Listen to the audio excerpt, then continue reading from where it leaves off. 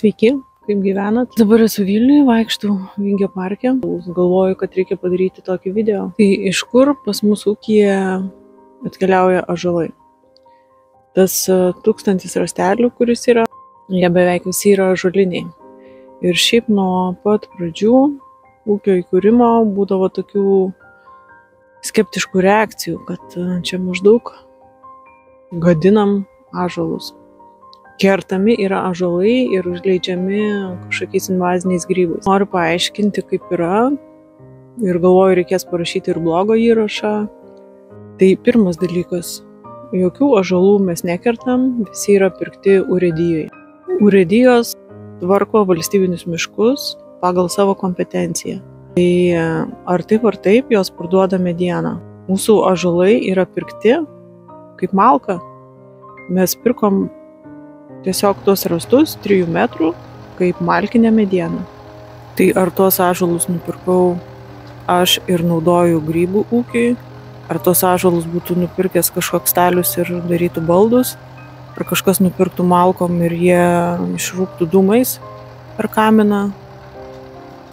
Tie ąžuolai tarnaus ilgai, dauguma tų rąstų yra stori, jie laikys kokius 5-8 metus, tai tikrai drąsiai. Aš neriu jokio dirvožemio, nepilu jokių trąšų, nenuodiju žemės, nenuodiju vandens, nenuodiju oro. Tiesiog gražu žiūrėti. Ir aš manau, kad tai yra gerai. Man būtų buvę nepriimtina, jeigu reikėjo būtų kirsti medžius. Ne, šitą daryti aš tikrai nenoriu, aš norėčiau sodinti medžius, o ne kirsti medžius. Antras dalykas yra, kad aš apsisprendžiau, įkuriant ūkį, auginti šitakius pagal autentišką japonišką technologiją. Šitakis, išvertus iš japonų kalbos, yra ąžuolo grybas. Japonų auginimo technologija man nuo pat pradžių imponuoja labiausiai. Už tai ir aš apsisprendžiau daryti ūkį ir užauginti tuos tokius tikrus grybus, o ne pramoninius. Gal ir nėra nieko blogo, gal toje pramonėje yra tos pramonės ir gal jos reikia, bet pramonė yra pramonė, o šeimos ūkis yra kitas dalykas. Ir aš manau, yra skirtumas, ar šitakis yra užaugintas ant medžio, ar šitakis yra užaugintas ant substrato. Tai čia kaip ir pomidoras, ar užaugintas ten, ar agurkas, užaugintas ant ten vatos ir vandens, ar jis užaugintas geram dirvožemį. Japonijoje yra iš kartos į kartą paveldimi ūkiai, kurie augina šitakius, augina ant ąžuolų, saldžiųjų ąžuolų rūšis pas juos auga, kaip atsakingai jie elgiasi. Jie kerta ąžuolus ir juos naudoja grybų auginimui, bet jie ataugina tuos medžius. Iš nukirsto ąžuolo atauga net ne vienas, o keletas ąžuolų ir taip jie ataugina medžius. O tai man ir yra pavyzdys darnos su gamta, kai tu imi, bet tu ir duodi, o ne vien tik imi ir eksploatuoji.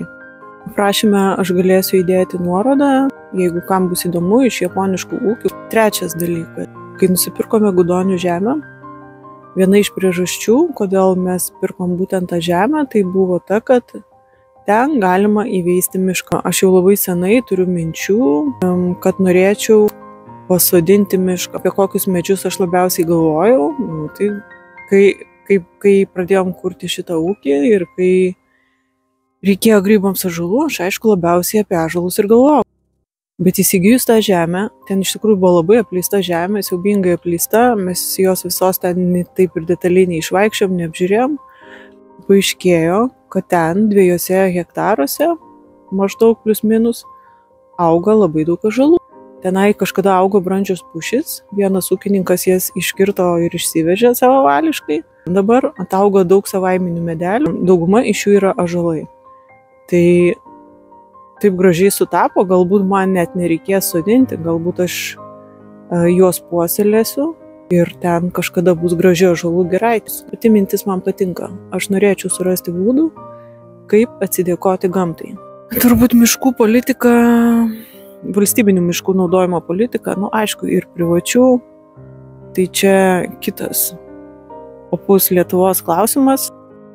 Ne vienas mažas šeimos ūkelis su grybais išnaikins medžius, o yra kitų dalykų, kurie galbūt galėtų būti pakeisti.